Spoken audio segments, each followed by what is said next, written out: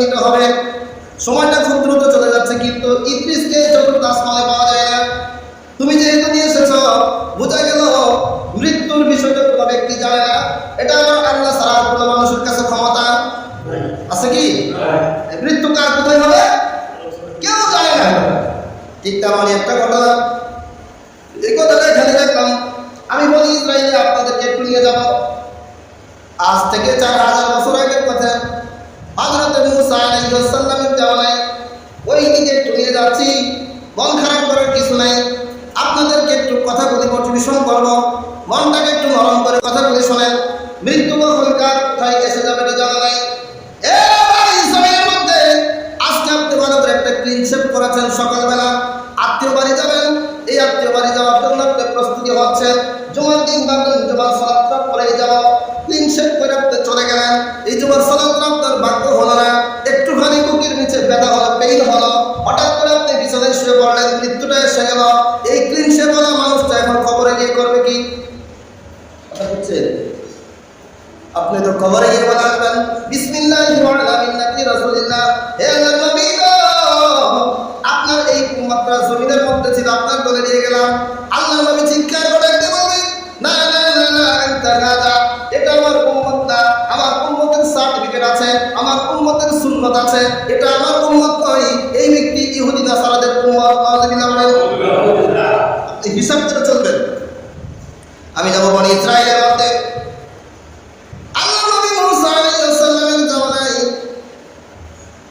একজন নারীর ঘটনাটা কিতাবের মধ্যে এসেছে। এই আয়াতের তাফসীর করতে গিয়ে ইমাম কাসির রাহমাতুল্লাহি আলাইহি বর্ণনা করেছেন। এই আয়াতের তাফসীর করতে গিয়ে আল্লামা ইমাম সুয়ুতী রাহমাতুল্লাহি আলাইহি বর্ণনা করেছেন। এই আয়াতের তাফসীর করতে গিয়ে আল্লামা জালালউদ্দিন রুমি সুন্দর করে আলোচনাগুলি করেছেন। বাবা, অনেকগুলি কিতাবের রেফারেন্স দেওয়া যাবে, আমি একটা কিতাবের রেফারেন্স ধরার আমার সময় নেই, অল্প করে কথাগুলি বলে যাই। এবার শুনুন, বনি ইসরায়েলের সেই মহিলাটা কি হলো? একজন ব্যক্তি অনেক ধনী ছিল, ব্যক্তির স্বামীটা মারা গেল, জমিনের মধ্যে নেই, অনেক সম্পদ রেখে চলে গেল। একটা গোলাম ছিল, একটা দাস ছিল। সেই ব্যক্তি অত্যন্ত সততার মধ্যে গিয়ে তার সংসার পরিচালনা করত। আর কোনো ব্যক্তি নাই, আর কোনো মানুষ নাই। ওই বাড়িতে তার মালকিন থাকতো, ওই মালিকের স্ত্রী থাকতো। আর এই যুবক গোলামটা ওই বাড়িতে বিশ্বস্ততার সাথে তার দায়িত্ব পালন করত। হঠাৎ একদিন তার মালকিন দেখতে বলতেছে, কোথায় গেলি? আবার সন্তান হবে সম্ভব? আমার স্বামী তো আজ থেকে 4 মাস আগে ইন্তেকাল করেছে, আমার স্বামীর মাধ্যমে আমি গর্ভবতী হয়েছিলাম। এই গর্ভধারণ করার জন্য আমার স্বামীকে আমি বারবার প্রেসার ক্রিয়েট করতাম। আবার সমস্ত ঘর বাড়ি সুন্দর করে বিদ্যুৎ নাই, ওই সময় তো বিদ্যুৎ ছিল না, আগুন জ্বালানো হতো, একটা পাথরের ব্যবস্থা করা হতো, যেই পাথরগুলি ঘরের ভিতরে থাকতো, সূর্যের আলো রাতের বেলা আলোকিত হয়ে যেত। সুবহানাল্লাহ বলেন। ওই পাথরগুলি জমিনের মধ্যে দিয়েছিলেন, ওই পাথরগুলি বারবার সংগ্রহ করার দায় আমার স্বামীটা বের হয়ে যায়, কিন্তু আজ পর্যন্ত আমার স্বামী ফিরে আসলো না, ইন্তেকাল করলো। হঠাৎ করে এই নারীটার পেট শুরু হয়ে গেল, গর্ভপাত হবে, ব্যথা শুরু হয়ে গেল। তার গোলামকে ডাকতে বললো, কোথায় আছিস, আমার জন্য একটু আদরের ব্যবস্থা করো। গোলাম আর গোলামের জন্য বাইরে চলে গেল। আশেপাশে কোনো বাড়িঘর না থাকায় সে এক জঙ্গলের ভিতরে চলে গেল। জঙ্গলের ভিতরে কে যেন আগুনের মতো একটা ফিনকি দেওয়া অবস্থায় দেখা যায়। আগুন যত দূরে, সে দৌড়াই তত দূরে, দৌড়াইতে দূরে তার আরো দূরে চলে যায়, আগুন তাকে ধরা যায় না। হঠাৎ করে গিয়ে ক্লান্ত হয়ে পড়ে গেল। কিরা আগুন, আমি দেখি তোদের সামনে, কিন্তু যতই কাছে আসি পিছিয়ে যায়। খারাপ লাগতেছে আপনাদের? একটু আল্লাহু আকবার বলেন। আগুন পিছিয়ে যায়, কিন্তু ব্যক্তি ব্যর্থ হয়ে গেল, আমি আর পারলাম না। হঠাৎ করে পড়ে গিয়ে মাথাটা উঁচু করে দাঁড়াইছে। এমন সময় একদম আগন্তুক ব্যক্তির সামনে এসে হাজির হয়ে গেল। আগন্তুক ব্যক্তিকে ডাকতে সালাম বলতেছে, বাবা, আপনাকে তো মনে হয় অত্যন্ত ভালো মানুষ, আপনি তো দরবেশের মতো লাগে, আপনার পোশাকাদি অত্যন্ত সুন্দর, কোনো খারাপ দিক দেখি না। হঠাৎ করে এমন অবস্থা হয়ে গেল, আমি আমার মালকিনি গর্ভপাত ভয় করে ভিতরে আগুন নাই, একটু আগুনের সহায়তার জন্য আসছিলাম, এখানে আগুন দেখলাম, আগুন খুঁজে পাচ্ছি না, আপনি কি আমাকে সহায়তা করবেন? এবার দরবেশ ডাকতে বলেন, যে মালকিনীর সন্তানটা হবে, ওই সন্তানটা পৃথিবীর জমিনে ভালো কোনো সন্তান নয়, ওই সন্তানের জন্য তোমার কোনো উপকার কাজ আসবে না। ওই সন্তান হবে, ওই তোমার মালকিনী একটা কন্যা সন্তান প্রসব করবেন, যেই কন্যা সন্তানটা এই জমিনে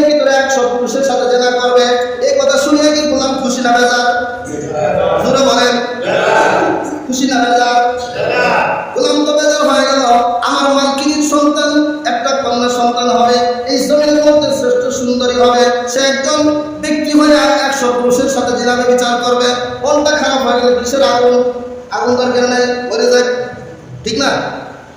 আগুনের প্রয়োজন নেই। এবার গোলাম চলে আসার সময় দরবেশ আরেকটা কথা বলে দিল, একটুখানি মনে রাখিও, এই ব্যক্তিকে কেউ হত্যা করতে পারবে না, হত্যা করার চেষ্টা করলেও মরবে না, যতক্ষণ পর্যন্ত 100 পুরুষের সাথে যেন না হবে। কঠিন না? এবার গোলাম পিছন হয়ে বলল, তাহলে ব্যক্তিটার মৃত্যুটা কি হবে? এই মৃত্যুটা হবে, ব্যক্তির মৃত্যুটা হবে একটা মাকড়সা দিয়ে, কি দিয়ে? ঘরের ভিতরে মাকড়সা নেই, এটা কোরআনে এসেছে আবাউত, এই মাকড়সার দ্বারা তার মৃত্যু হবে। মাকড়সা কি অত্যন্ত শক্তিশালী প্রাণী? কথা বলে, একদম শক্তিহীন প্রাণী। আপনি যখন ইচ্ছা তখনই তাকে কি করে ফেলতে পারেন? মেরে ফেলতে পারেন। এই মাকড়সার দ্বারা তার মৃত্যু হবে। গোলাম তাড়াতাড়ি চলে আসলো, আসিয়া দেখে তার মালকিনীর প্রসব বেদনা শুরু হয়ে গেছে, চিৎকার করতে শুরু করলো।